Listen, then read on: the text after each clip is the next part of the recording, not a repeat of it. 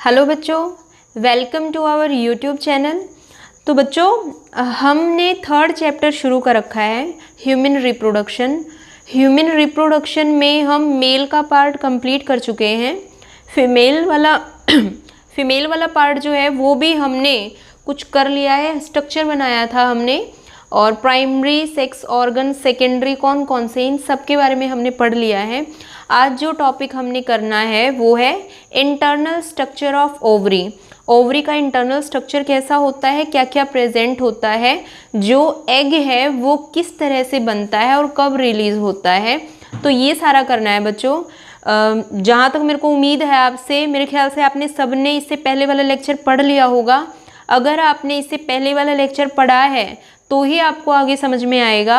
अगर आपने वो नहीं पढ़ा तो आपको ये लेक्चर समझ में नहीं आएगा। तो बच्चों, अपना टाइम वेस्ट ना करना, पहले वाले लेक्चर को पढ़ना, अगर नहीं पढ़ा है तब जा कर के ये वाला लेक्चर भी स्टडी करना आप। तो देखो, हम शुरू कर देते हैं अपना internal structure of ovary.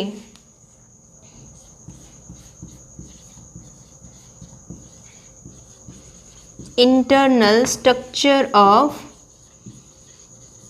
Ovary. अब बच्चों देखो, हमने यही पढ़ा है कि फीमेल के अंदर पेयर ऑफ ओवरी प्रेजेंट होती हैं। ओवरी जो है उनकी शेप कैसी थी, एलमेंट शेप।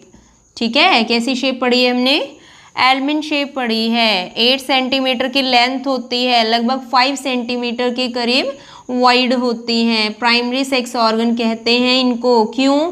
क्योंकि ये क्या करती हैं, अपने अंदर से एग को रिलीज करती हैं। ठीक है, चलो अब जो हम ओवरी का ये स्ट्रक्चर बना रहे हैं, बाहर की तरफ हमने ये 2 मेम्ब्रेन बनाई हैं। एक ये ब्लैक से बनाई मैंने, एक ये रेड से बना रही हूँ। तो इसकी कवरिंग है ये ओवरी की, ये अपर कवरिंग है और ये लोअर कवरिंग है ओवरी में।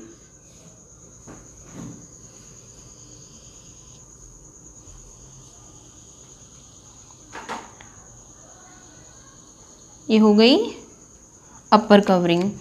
तो जो अपर कवरिंग है ओवरी की, ये है जर्मिनल एपिथीलियम, और लोअर जो है ये है ट्यूनिका एल्बुजिना। और ट्यूनिका एल्बुजिना जो है ये क्या है, वाइट कलर की लेयर होती है और किससे बनी हुई है, फाइब्रस, वाइट फाइब्रस की बनी हुई है, इसलिए ये वाइट कलर की लेयर है। ठीक है, अब क्या है कि जो ओवरी है उसके अंदर बहुत सारी सेल प्रेजेंट होती हैं विद कनेक्टिव टिश्यू। तो इनको हम क्या बोलते हैं, स्ट्रोमा। क्या बोलते हैं, स्ट्रोमा बोलते हैं, जो इसके अंदर ये सब प्रेजेंट है।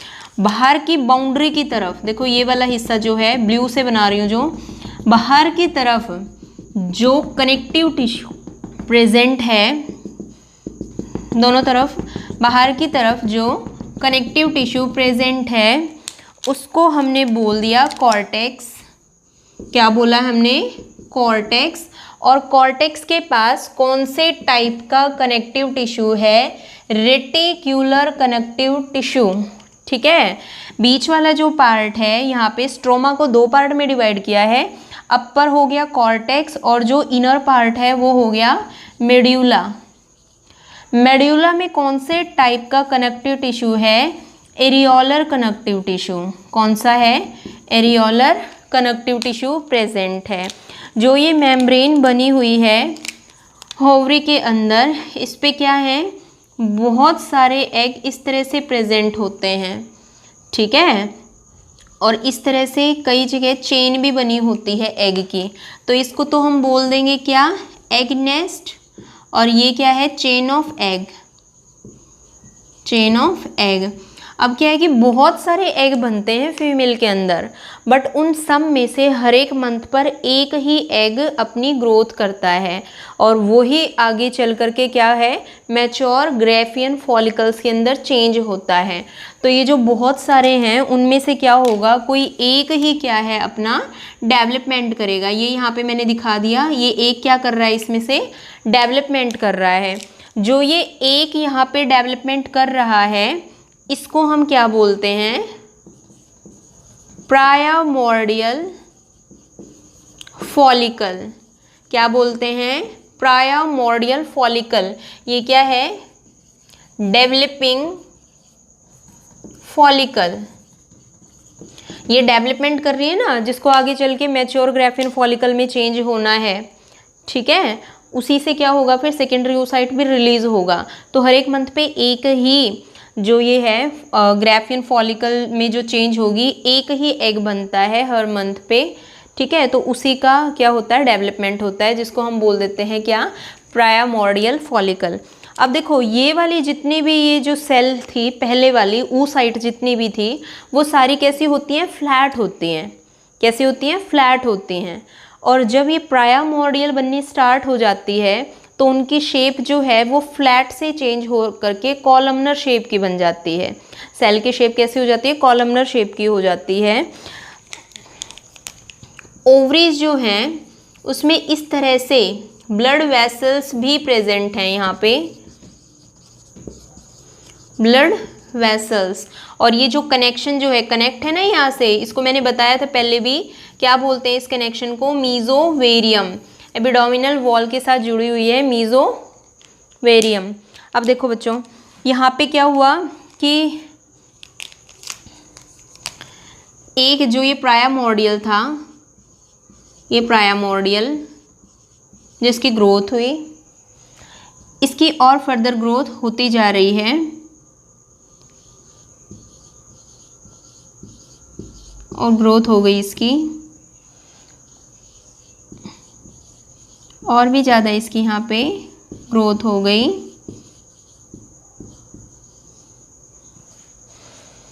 और इसके बाद ये पूरी तरह से क्या हो गया, फिर मैच्योर हो गया।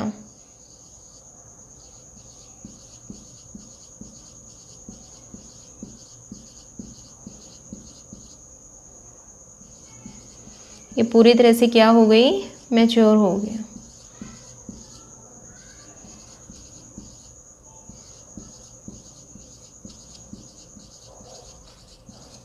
इस तरह का स्ट्रक्चर बन गया। प्राइमरी oocyte, सेकेंडरी oocyte, और ये है मैच्योर ग्राफियन फॉलिकल। ये क्या है, मैच्योर ग्राफियन फॉलिकल। तो एक बार इस मैच्योर ग्राफियन फॉलिकल को ही बाहर निकाल के देख लेते हैं कैसा स्ट्रक्चर होता है इसका। तो है structure of mature Graafian follicle. जो इसका ये ग्राफियन नाम है बेटा, ये साइंटिस्ट के नाम पे है ग्राफियन। जो ये स्पेलिंग है इसमें साइंटिस्ट के नाम पे है, ग्राफियन नेम इसका फॉलिकल का। तो कैसा स्ट्रक्चर है इसका, कुछ इस तरह का स्ट्रक्चर है। ऐसा मैच्योर होने के बाद बाहर की तरफ क्या है कि ये सेल प्रेजेंट है इसमें, ये सेल प्रेजेंट है बाहर की तरफ, और ये पूरी लेयर बना रही हैं बाहर की तरफ। जैसे ये बाहर की तरफ लेयर बन रही है, वैसे ही क्या है, अंदर की तरफ भी लेयर है। ये एक अंदर की तरफ लेयर है चारों तरफ, ठीक है। तो क्या है, दो लेयर हो गई ना, एक तो हो गई ये बाहर की तरफ फॉलिकल्स की लेयर, और एक क्या है, अंदर की तरफ भी है, दो लेयर हो गई है, ठीक है। तो ये बाहर वाली जो लेयर है इसको बोलते हैं थिक्का एक्सटर्ना, और जो अंदर वाली है इसको बोलते हैं थिक्का इंटरना। बाहर वाले को बोलते हैं थिक्का एक्सटर्ना, अंदर वाले को बोलते हैं थिक्का इंटरना, और जो ये बीच वाली ये लेयर है इसको बोलते हैं मेम्ब्रेना ग्रेन्युलोसा। क्या बोलते हैं, मेम्ब्रेना ग्रेन्युलोसा। अब ये यहाँ पर आ जाओ, ये पूरी है मैच्योर ग्राफियन फॉलिकल, जिसके अंदर क्या है, ये सेकेंडरी oocyte बन रहा है, यही रिलीज होता है 14th डे पे। तो ये वाला जो है स्ट्रक्चर, इसके बाहर भी क्या है, इस तरह से फॉलिकल्स प्रेजेंट हैं। इसके बाहर भी क्या है, फॉलिकल्स प्रेजेंट हैं, ठीक है। तो ये है क्या बेटा, ये है सेकेंडरी oocyte। क्या है ये? सेकेंडरी oocyte है, ठीक है। और यहाँ पे बाहर की तरफ क्या है, जो ये वाला हिस्सा है, ये है कैविटी, फ्लूइड फिल्ड कैविटी। यहाँ पे फ्लूइड प्रेजेंट है, तो ये जो कैविटी है इसको बोलते हैं हम एंट्रम। क्या बोलते हैं इसको? एंट्रम बोलते हैं। और एंट्रम है क्या? Fluid filled cavity. और जो फ्लूइड इसके अंदर है, एंट्रम के अंदर, उस फ्लूइड का नाम क्या है? फॉलिक्यूली। बहुत इम्पोर्टेंट है, पहले आपका आया हुआ है कॉम्पिटिटिव एग्जाम में। तो जो फ्लूइड है इस एंट्रम, पूरा खाली हिस्सा क्या हो गया? एंट्रम। एंट्रम के अंदर क्या है? फ्लूइड प्रेजेंट है। फ्लूइड का नाम क्या है? फॉलिक्यूली। फॉलिक्यूली नाम क्यों है इसका? क्योंकि जब ग्राफियन फॉलिकल मैच्योर होती है तो बाहर की तरफ फॉलिकल्स आ जाती है ना, इनमें तो कम थी, यहाँ पे और भी एक्स्ट्रा क्या हो गई? फॉलिकल्स आ गई। तो वो फॉलिकल्स क्या करती हैं? फ्लूइड को रिलीज करना स्टार्ट कर देती हैं, और वो फ्लूइड यहाँ पर आ जाता है सारा। उसी फ्लूइड को हमने क्या बोल दिया है? फॉलिक्यूली बोला है। क्यों? क्योंकि वो फॉलिकल्स से रिलीज हुआ है, ठीक है बच्चों। अब देखो, ये जो लेयर है, ये जो मैंने सेकेंडरी oocyte की लेयर बनाई है, इसका नाम क्या है? सेकेंडरी oocyte की लेयर का डिस्कस प्रोलीजीरस। क्या नाम है इसका? डिस्कस प्रोलीजीरस। ये भी आपका कई बार पूछा गया है। जो इसकी बाउंड्री है, नाम क्या है इसका? सेकेंडरी oocyte के जो यहाँ पे जो ये प्रेजेंट है, नाम क्या है इसका? डिस्कस प्रोलीजीरस, ठीक है। उसके बाद देखो, अब चारों तरफ मैंने ये कहा है कि कैविटी के अंदर क्या है? फ्लूइड प्रेजेंट है। अब एक जगह पे क्या है? यहाँ पे फॉलिकल्स का मास इकट्ठा हो जाता है, तो यहाँ पर फ्लूइड प्रेजेंट नहीं होगा। तो यहाँ पे ये जो मास है इसको बोलते हैं जर्म हिल। क्या बोला गया इसको? जर्म हिल। या फिर और एक और दूसरा नाम है क्या? क्यूम्युलस oophorus। क्या नाम है इसका? क्यूम्युलस oophorus, ठीक है बच्चों। तो ये हमने किसका बनाया स्ट्रक्चर? मैच्योर ग्राफियन फॉलिकल का, जो कि ये है, ठीक है। तो इसमें बाहर की तरफ मेम्ब्रेन है थिका एक्सटर्ना, अंदर वाली है थिका इंटरना। इन दोनों के बीच वाली जो ब्लैक से बना रखी है वो है मेम्ब्रेना ग्रैन्युलोसा। उसके बाद जो यहाँ पे फ्लूइड फिल्ड कैविटी है, कैविटी का नाम है एंट्रम। फ्लूइड जो है उसके अंदर, उसका नाम क्या है? फॉलिक्यूली, ठीक है। ये सेकेंडरी oocyte है। सेकेंडरी oocyte जो है, इसके बाहर की तरफ जो लाइनिंग है फॉलिकल्स की, उस लाइनिंग को हम क्या बोलते हैं? डिस्कस प्रोलीजीरस।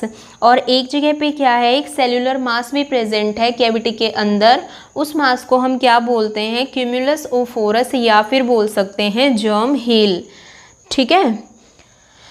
तो ये तो हो गया किसका? मैच्योर ग्राफियन फॉलिकल्स का। एक बार इसको रब कर देते हैं, आगे देखते हैं फिर मैच्योर ग्राफियन फॉलिकल जो है उसमें से सेकेंडरी oocyte किस तरह से रिलीज होगा। देखो, ये मैच्योर ग्राफियन फॉलिकल पूरा डिस्कस कर लिया हमने, क्या कुछ है, क्या है ये मैच्योर ग्राफियन फॉलिकल। अब इसके बाद क्या है? ये रप्चर होगा। इस तरह से रप्चर करके दिखा दिया मैंने इसको। ये बाहर क्या है? इसकी लाइनिंग, जिसको हमने थिका एक्सटर्ना और थिका इंटरना बोला है, ठीक है। तो यहाँ से क्या रिलीज किसको होना है? सिर्फ इस पार्ट को रिलीज होना है। ये इस तरह से रिलीज करके दिखा दिया हमने, ठीक है। और जब ये रिलीज होता है तो इसके रिलीज होने की प्रोसेस को हम क्या बोलते हैं? ओव्यूलेशन। क्या बोलते हैं? ओव्यूलेशन बोलते हैं। मेनली क्या है कि पूरा मंथ जो है उसके 14th डे पर ओव्यूलेशन होता है। मतलब एक secondary oocyte mature Graafian follicle के रप्चर होने से बाहर की तरफ रिलीज होता है। ये जो यहाँ से ओपनिंग है, जहाँ से ये रिलीज होगा, इस ओपनिंग को बोल देते हैं ओस्टिया। क्या बोलते हैं? ओस्टिया। अब क्या है कि जब ये मैच्योर ग्राफियन फॉलिकल रप्चर हुआ तो माइन्यूट अमाउंट में कैपिलरीज जो हैं वो भी रप्चर हुई हैं, और जब वो रप्चर हुई होंगी तो कुछ कम अमाउंट में ब्लड का लॉस भी हुआ होगा। बहुत कम ब्लड का लॉस होता है, तो इसीलिए यहाँ पे क्या है, ये जो बना ये वाला पार्ट जो है, जब इसमें से ये सेकेंडरी oocyte निकल गया तो इस बॉडी को कॉर्पस बोल दिया हमने। तो यहाँ पे क्या है, कॉर्पस हेमोरेजियम। क्या बोल दिया, कॉर्पस हेमोरेजियम। क्यों, क्योंकि इसमें से क्या है, जब रप्चर हुआ तो ब्लड कैपिलरीज जो है वो भी रप्चर हुई, जिसकी वजह से स्मॉल अमाउंट में ब्लड का लॉस हुआ, तो इसलिए हमने इसको क्या बोल दिया, कॉर्पस हेमोरेजियम। उसके बाद देखो अब क्या हो गया बच्चों, ओव्यूलेशन। ओव्यूलेशन हो गया तो क्या हो गया, जो सेकेंडरी oocyte है, ये सेकेंडरी oocyte है, ये क्या हो गया, रिलीज हो गया। वहाँ पे जब हमने फ्रंट व्यू किया था फीमेल रिप्रोडक्टिव सिस्टम में, तो मैंने जस्ट इसके आगे फिम्बरी का स्ट्रक्चर भी दिखाया था फेलोपियन ट्यूब में। मैंने कहा था फिम्बरी का काम होता है कलेक्शन करना। जब यहाँ पे सेकेंडरी oocyte रिलीज होगा तो फिम्बरी उसको अपने अंदर ले लेंगी और फिर आगे पहुँचा देंगी फेलोपियन ट्यूब में। कौन से पार्ट में, एम्पुला में। एम्पुला को कहा जाता है साइट ऑफ फर्टिलाइजेशन। वहीं पे क्या होगा, फिर फ्यूजन भी होगा स्पर्म का और एग का। ठीक है बच्चों, देखो अब तो यहाँ पे ओव्यूलेशन हो गया, ऑस्टिया से क्या हो गया, ये रिलीज हो गया। अब इसकी जो ये ऊपर वाली बॉडी है ये तो बच गई ना, तो ये क्या है, ये बॉडी यहाँ पे बच गई। ठीक है, ये बची खुची बॉडी है यहाँ पर ये। ठीक है, तो इस बची खुची बॉडी का नाम क्या रख दिया हमने, कॉर्पस ल्यूटियम। क्या नाम रख दिया इसका, कॉर्पस ल्यूटियम। और जो ये कॉर्पस ल्यूटियम है ये कैसी बॉडी है, ये है येलोइश कलर की बॉडी। कैसी है, येलोइश कलर की बॉडी है। अब ये क्या है, क्वेश्चन आया हुआ है बेटा पेपर में, सीबीएसई बोर्ड में क्वेश्चन आया हुआ है कि कॉर्पस ल्यूटियम को टेम्परेरी एंडोक्राइन ग्लैंड क्यों कहा जाता है।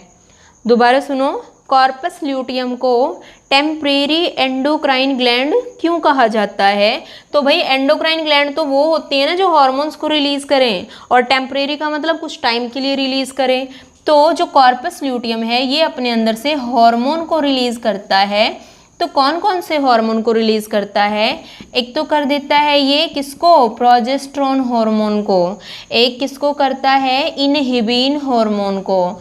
और किसको करता है, एस्ट्रोजन को रिलीज करता है। तो इसलिए क्या है, जो कॉर्पस ल्यूटियम है इसको क्या कहा जाता है, टेम्परेरी एंडोक्राइन ग्लैंड। क्यों, क्योंकि ये क्या है, कुछ हार्मोन्स को रिलीज करता है टेम्परेरी। ठीक है, तो ये हो गया बेटा, ये रिलीज करता है। अब देखो एक और कॉम्पिटिटिव एग्जाम का क्वेश्चन है, क्या है जो पहले बहुत बार आया हुआ है और लगातार आया हुआ है कि कॉर्पस ल्यूटियम जो है इसका लाइफ स्पेन कितना होता है। क्या है, जो कॉर्पस ल्यूटियम है इसका लाइफ स्पेन, कॉर्पस ल्यूटियम का लाइफ स्पेन कितना होता है।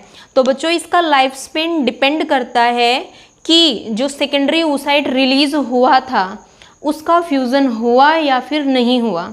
दो कंडीशन है, जो यहाँ पे सेकेंडरी oocyte रिलीज हुआ था उसका फ्यूज़न हुआ या फिर नहीं हुआ। तो दोनों अलग अलग लाइफ स्पेन होंगे दोनों कंडीशन में।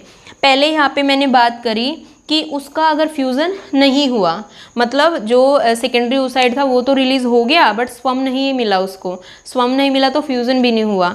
अगर फ्यूज़न नहीं हुआ तो मतलब फीमेल में प्रेगनेंसी नहीं हुई है, नहीं हुई है तो उस केस में जो कॉर्पस ल्यूटियम है 1 to 15 डेज का लाइफ स्पेन होगा। उस टाइम पे उसका 10 से 15 दिन तक जो कॉर्पस ल्यूटियम है वो रहेगा, उसके बाद वो डिजेनरेट होना शुरू हो जाएगा। और जब तक ये 10 से 15 दिन तक रहेगा ये क्या करेगा, हाई अमाउंट में प्रोजेस्टेरोन को रिलीज़ करता रहेगा।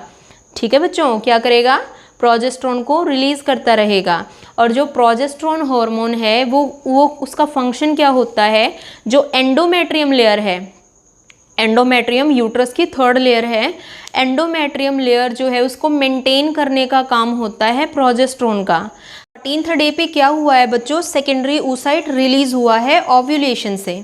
ठीक है, और मैंने अभी कहा है आपको कि जो ये कॉर्पस ल्यूटियम है, ये रिमेनिंग बॉडी को कॉर्पस ल्यूटियम बोला है, येलोइश कलर की बॉडी है, टेम्परेरी एंडोक्राइन ग्लैंड की तरह रिएक्ट कर रही है। तो इसका लाइफ स्पेन जो है दो कंडीशन पे डिपेंड कर रहा है। एक तो क्या बोला मैंने कि अगर ये सेकेंडरी oocyte स्पर्म के साथ जाकर के फ्यूज़ हो गया तो इसका जो लाइफ स्पेन है वो 3 मंथ के लगभग होगा। और अगर जो सेकेंडरी oocyte है वो रिलीज़ हो गया, उसको स्पर्म नहीं मिला, मतलब फ्यूज़न नहीं हुआ, तो जो इसका लाइफ स्पेन होगा वो 10 to 15 डेज़ का होगा। ठीक है, 14th डे पे ये रिलीज़ हुआ, 10 to 15 डेज़ का इसका लाइफ स्पेन था। उसके बाद ये डिजेनरेट हो गया, लगभग 1 मंथ का टाइम पीरियड हो गया। तो 1 मंथ का टाइम पीरियड हो गया तो जैसे ये डिजेनरेट हुआ तो प्रोजेस्टेरॉन हार्मोन रिलीज होना बहुत कम हो गया, ना के बराबर हो गया।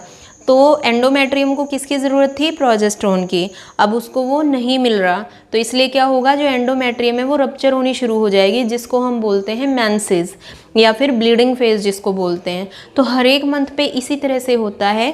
14th डे पे वो रिलीज़ हुआ, उसके बाद लगभग 10 से 15 दिन तक क्या हुआ, कॉर्पस ल्यूटियम जो है वो प्रोजेस्टेरॉन को रिलीज़ करता रहा, एंडोमेट्रियम को मेंटेन करता रहा। और उसके बाद क्या हुआ, उसका लेवल, इसका डिजेनरेशन हो गया, जिसकी वजह से प्रोजेस्टेरॉन का लेवल बिल्कुल डाउन हो गया और एंडोमेट्रियम लेयर रप्चर हो गई। एक तो ये चीज़ है। दूसरी चीज़, अगर मान लिया ये सेकेंडरी oocyte है, इसका फ्यूज़न स्पर्म के साथ हो गया, अगर स्पर्म के साथ इसका फ्यूज़न हो गया तो उसके बाद क्या होगा, उसके बाद जो ये कॉर्पस ल्यूटियम है ये 3 मंथ तक ऐसे ही रहेगा और प्रोजेस्टेरॉन को रिलीज़ करता रहेगा, क्योंकि बच्चों प्रोजेस्टेरॉन की ज़रूरत होती है एंडोमेट्रियम को मेंटेन करने के लिए। और जो एम्ब्रियो जो बना है वो भी क्या होगा, इम्प्लांटेशन करेगा एंडोमेट्रियम के ऊपर ही। इसका मतलब एंडोमेट्रियम को क्या होना है, बिल्कुल नॉर्मल, उसकी जो वेट जो है वो नॉर्मल होनी चाहिए, ठीक है, इतना होना चाहिए। तो बट ये 3 मंथ ही बोला मैंने कि अगर फ्यूज़न हो गया तो कितने टाइम तक रहेगा, ये 3 मंथ तक। तो 3 मंथ के बाद क्या प्रोजेस्टेरॉन की ज़रूरत नहीं पड़ती? प्रोजेस्टेरॉन की ज़रूरत तो पूरे 9 मंथ तक पड़ती है। तो 3 मंथ के बाद क्या होगा, जैसे यहाँ पे मैंने बना दिया ये 1 2 3 4 5 6 7 8 9। तो ये जो है बेटा फर्स्ट 3 मंथ, इसको मैंने बोल दिया फर्स्ट ट्रायमेस्टर। क्या बोल दिया? First trimester. और आगे वाले 3 मंथ जो हैं 4 5 6, इनको मैंने बोल दिया सेकंड ट्रायमेस्टर। और लास्ट वाले 3 को क्या बोल दिया? Third trimester. जो पूरे 9 मंथ होते हैं, जेस्टेशन पीरियड जो है पूरा 9 मंथ का, उसमें क्या होते हैं, 3 ट्रायमेस्टर होते हैं। फर्स्ट 3 मंथ का एक ट्रायमेस्टर, नेक्स्ट का दूसरा और उससे नेक्स्ट का तीसरा। तो यहाँ तक मैंने बोला 3 मंथ तक क्या हो गया, अगर फ्यूज़न हुआ तो ये प्रोजेस्टेरॉन का लेवल रहा 3 मंथ तक। उसके बाद क्या हुआ, उसके बाद भी प्रोजेस्टेरॉन का लेवल 9 मंथ तक रहा। ये भी क्या है, प्रोजेस्टेरॉन, ये भी क्या है, प्रोजेस्टेरॉन। बट ये वाला प्रोजेस्टेरॉन किसने रिलीज़ किया है? कॉर्पस ल्यूटियम ने। और 3 मंथ के बाद जब ये डीजेनरेट हो गया तो जो आगे जो है, आगे के जो सेकेंड और थर्ड ट्रायमेस्टर है, वहाँ पर जो प्रोजेस्टेरॉन को रिलीज़ करेगा वो कौन करेगा? प्लेसेंटा करेगा। क्यों? क्योंकि तब तक प्लेसेंटा बन चुका होता है 3 मंथ तक। तो उसके बाद अगर कॉर्पस ल्यूटियम डीजेनरेट भी हो जाएगा तो भी जो प्लेसेंटा जो है वो क्या करेगा? प्रोजेस्टेरॉन को रिलीज़ करता रहेगा। तो इसलिए हम ये बता सकते हैं कि भाई अगर फ्यूज़न नहीं हुआ तो इतने डेज तक वो रहेगा, उसके बाद डीजेनरेशन हो जाएगा। अगर फ्यूज़न हो गया तो जो पूरा जेस्टेशन पीरियड है, प्रेगनेंसी का पूरा टाइम पीरियड जो होगा, उस टाइम पीरियड पर प्रोजेस्टेरॉन रिलीज़ होता रहेगा। फर्स्ट 3 मंथ तो कॉर्पस ल्यूटियम करेगा और बाकी के जो 6 मंथ बच गए, जिसको हम 3 मंथ को एक ट्रायमेस्टर बोलते हैं हम, तो लास्ट के सेकेंड और थर्ड ट्रायमेस्टर में प्लेसेंटा जो है वो प्रोजेस्टेरॉन हार्मोन को रिलीज़ करता रहता है। तो बच्चों ये क्वेश्चन जो है ये आपका लगातार आया हुआ है कॉम्पिटिटिव एग्ज़ाम में। लाइफ स्पेन पूछा गया है इसका कि भाई अगर सेकेंडरी oocyte का फ्यूज़न हुआ तो कितना होगा, नहीं हुआ तो कितना होगा। और अगर 3 मंथ तक है तो जो प्रोजेस्टेरॉन है उसकी नीड तो पूरे 9 मंथ तक होती है। तो अगर 3 मंथ तक है तो बाद के जो 6 महीने हैं उसमें कौन रिलीज़ कर रहा है प्रोजेस्टेरॉन को? तो आंसर बिल्कुल साफ साफ है, क्या? प्लेसेंटा करेगी। ठीक है, तो ये तो हो गया कॉर्पस ल्यूटियम के बारे में। अब देखो ये क्या है, ये बॉडी बच गई, नाम कॉर्पस ल्यूटियम। उसके बाद क्या है, ये बॉडी भी डीजेनरेट हो जाएगी और डार्क स्टेन के जैसे, डार्क कलर की जो बॉडी होती है वैसी दिखाई देनी शुरू हो जाएगी ये। तो इस बॉडी को क्या बोलेंगे? Corpus albicans. क्या बोलेंगे? Corpus albicans.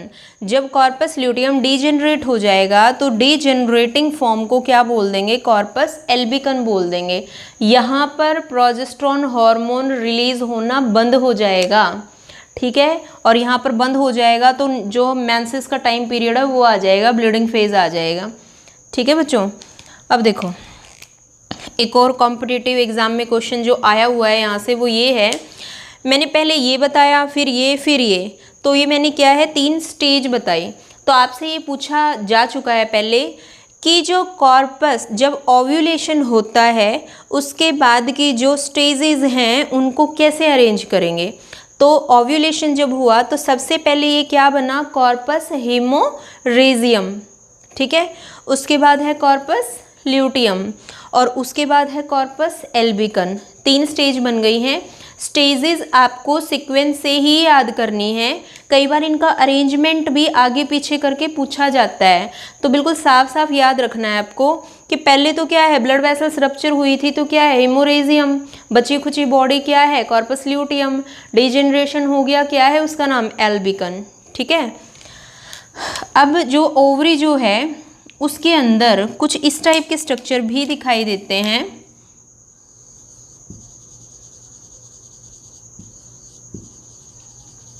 ये इस टाइप के स्ट्रक्चर भी दिखाई देते हैं। अब ये जो स्ट्रक्चर है ये क्या है? Atretic follicle. क्या है ये? Atretic follicle. अब ये समझो बेटा क्या है, जब कोई भी बेबी गर्ल होती है तो उस टाइम पर उसकी बॉडी में मिलियंस एग प्रेजेंट होते हैं, बट उसके पूरे लाइफ टाइम में लगभग 400 to 480 जो सेकेंडरी oocyte हैं वो ही रिलीज़ होते हैं। उसके अलावा जितने बच गए वो सारे क्या हो जाते हैं? डीजेनरेट हो जाते हैं। हर मंथ में सिर्फ एक ही रिलीज़ होता है, पर जो बच जाते हैं वो सारे क्या हो जाते हैं? डीजेनरेट हो जाते हैं। तो जो डीजेनरेशन जिनका हो रहा है उनको हम क्या बोलते हैं? एट्रेटिक फॉलिकल बोलते हैं। इस फॉलिकल का डीजेनरेशन हो गया और ये क्या है? ये पूरी साइकिल परफॉर्म कर रही है, सिर्फ एक, बाकी बहुत सारी बच गई तो क्या हो गया उनका? डीजेनरेशन। उनके डीजेनरेशन को एक साइंटिफिक नेम दे रखा है हमने, क्या बोलते हैं हम उसको? एट्रेशिया। क्या बोलते हैं? एट्रेशिया। तो एट्रेशिया क्या होता है? जो जितनी एक्स्ट्रा फॉलिकल्स होती हैं वो क्या हैं, जब एक कोई भी एग अपनी ग्रोथ करना स्टार्ट कर देता है तो बाकी सारे के सारे अपना डीजेनरेशन कर देते हैं। उस डीजेनरेशन को ही हम क्या बोल रहे हैं? एट्रेशिया बोल रहे हैं, ठीक है। और किसी सिंगल को हम बोल देंगे एट्रेटिक फॉलिकल। अब क्या है कि जो ये बनती हैं यहाँ पे फॉलिकल्स जो हैं, इनके बाहर की तरफ क्या होती है? लेयर, ग्रेन्युलोसा, है ना, बहुत सारी फॉलिकल्स जुड़ती हैं तो ग्रेन्युलोसा। अब जिस टाइम पर एट्रेशिया होता है, मतलब ये क्या है? जिस टाइम पर इनका ब्रेकडाउन हो जाता है उस टाइम पर एक प्रोसेस होती है बाउंड्री पे। कौन सी होती है वो प्रोसेस? एपोप्टोसिस। कौन सी प्रोसेस होती है? एपोप्टोसिस। एपोप्टोसिस का मतलब होता है सेल की डेथ या फिर टिश्यू की डेथ। अब जब इनका डीजेनरेशन होगा तो जो ये सेल जो है, फॉलिकल्स जो हैं, ये क्या हैं? ये एक एक करके ख़त्म होनी शुरू हो जाएंगी, एपोप्टोसिस बोलते हैं तो उसको हम, ठीक है। तो ये हो गया एट्रेटिक फॉलिकल। तो ये था बेटा इंटरनल स्ट्रक्चर ओवरी का। अब इससे आगे हमें एक और छोटा सा टॉपिक पढ़ना है, external genitalia of female. External genitalia जो है फीमेल का, उसको वल्वा का नाम दिया था। मेल के केस में हमने एक्सटर्नल जेनिटेलिया को अलग से नहीं पढ़ा था, सेकेंडरी में ही रख लिया था, सेकेंडरी सेक्स ऑर्गन में। बट यहाँ पे हमने प्राइमरी, सेकेंडरी और एक्सटर्नल जेनिटेलिया तीसरा अलग से किया था, क्योंकि जो फीमेल के अंदर एक्सटर्नल जेनिटेलिया का पार्ट है वो वाइड पार्ट होता है, इसलिए उसको अलग से डिस्कस करना है। तो बच्चों अब है एक्सटर्नल जेनिटेलिया, जिसको हमने क्या बोला है? वल्वा। तो फीमेल में एक्सटर्नल जेनिटेलिया जो है उसका किस तरह का स्ट्रक्चर है? देखो ध्यान से,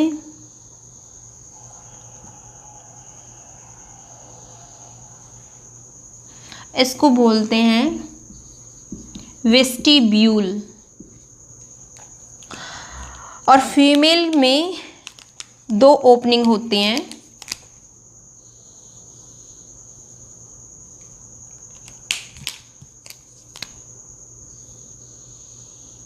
दो ओपनिंग होंगी। 2 ओपनिंग कौन कौन सी? ये है